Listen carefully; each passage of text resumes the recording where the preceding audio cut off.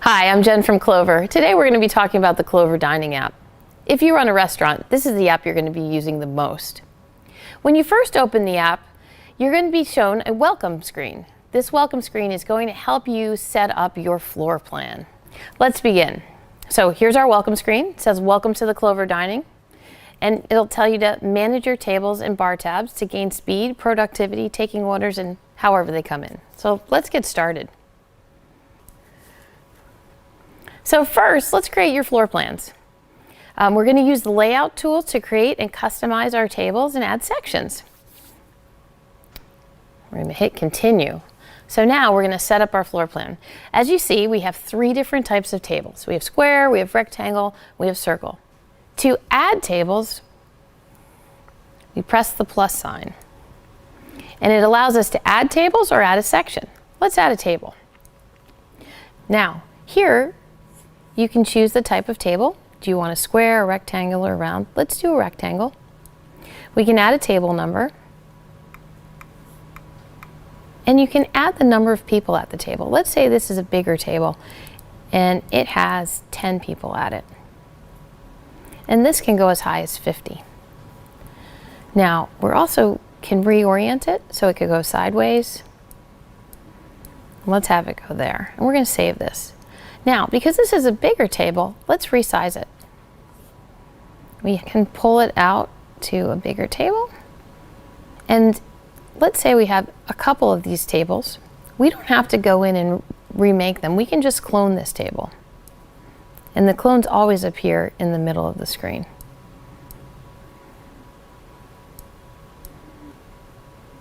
There you have it. So the next thing we might want to do is add a section. So we have our main dining room set up, and this is how it's normally set up. But what if we do special events and we want to keep a certain way of mapping our tables for those types of occasions? To do that, we're going to add a section. And let's call this section Weddings and save it. Now, as you see, it's not on our bar across the top. We have to go to the right. And now we have to add some tables. Let's add a table number. And these are going to be square tables that seat 8 people.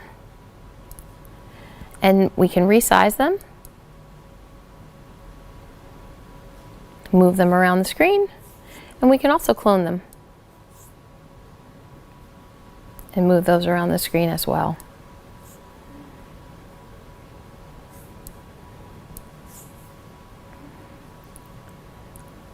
And now we're ready for our next function.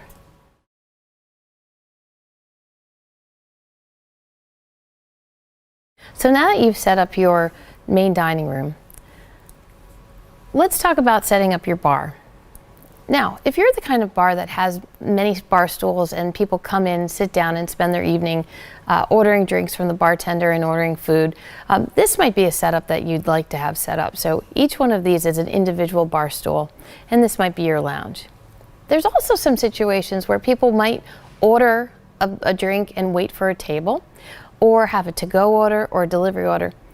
We use this section, the bar and more section, for that. This is for when orders are not assigned to a table.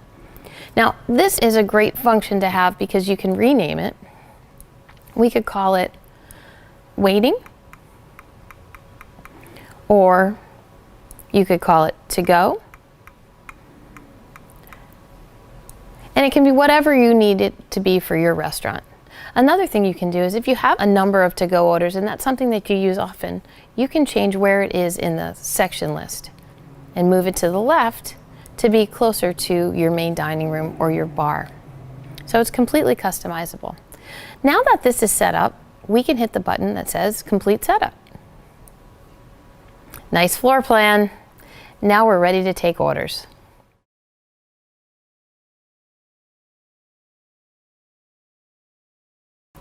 Now that we've set up our floor plan, let's start taking some orders. Remember, you can always go back to alter your floor plan at any time by hitting the hamburger menu in the corner and then hitting Edit Floor Plan. And that brings you back to the settings we were. But let's go to take orders now. So I'm in my main dining room and I have table 101. I'm going to go take their order. I touch that table and it pops up. It's preset for 4 people. I go and ask what they want. They would like to order some oysters for the whole table. And then guest 1 tells me what they want. They would like a sandwich. They order an andouille po' boy, and they want to add onions. Guest 2 thinks that sounds good too, but they want to make it a combo with fries. Guest 3 wants a fry basket with chicken, and guest 4 wants crawfish. Now that their order is taken, I can press fire and send that order to the kitchen.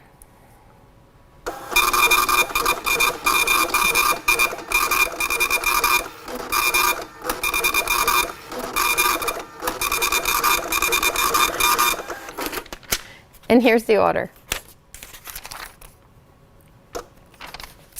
So now that my table's order has been put into the kitchen and they've eaten and I've got their food, now they want their bill. So I can press this button and print the bill.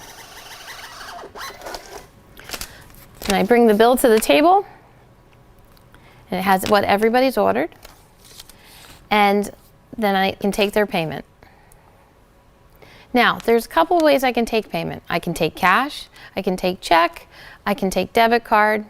I can also split the amount 4 ways, 3 ways, 6 ways. I can split it by guest, and I can split it by item. This is a nice simple table today though. So we're just going to pay the full amount using a card.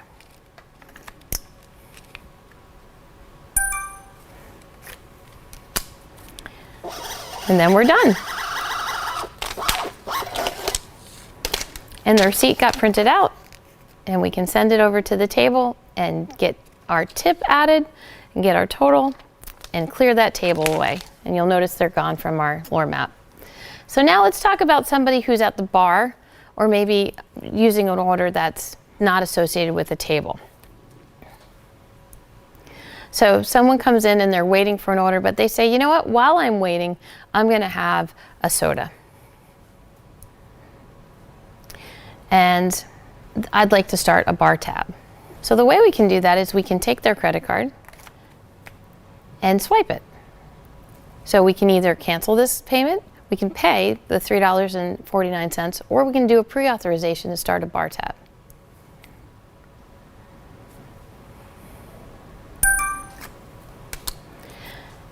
And then we can save this.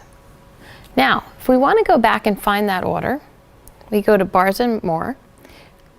We tap on the latest order that we just had. We can see our friend with the soda, and they say they want to pay now. And they want to use the same card that they use, so we charge this onto this card.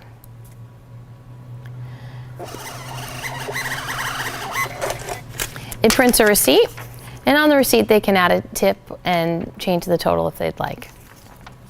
All right, so now imagine that someone was just waiting for a table and they ordered something. So we can go to the Bar and More section and pull up one of those people who are waiting. So let's say it was this person here. They ordered some edamame to eat while they were waiting for a table. We can go to the overflow menu. We can go to move order, and then we can add a place for it to go to on the main dining room. So we're going to say that that edamame order can go onto table 103. And now Cameron's on 103, and he can spend the rest of the time there, and we can take the rest of his order. Thanks for watching.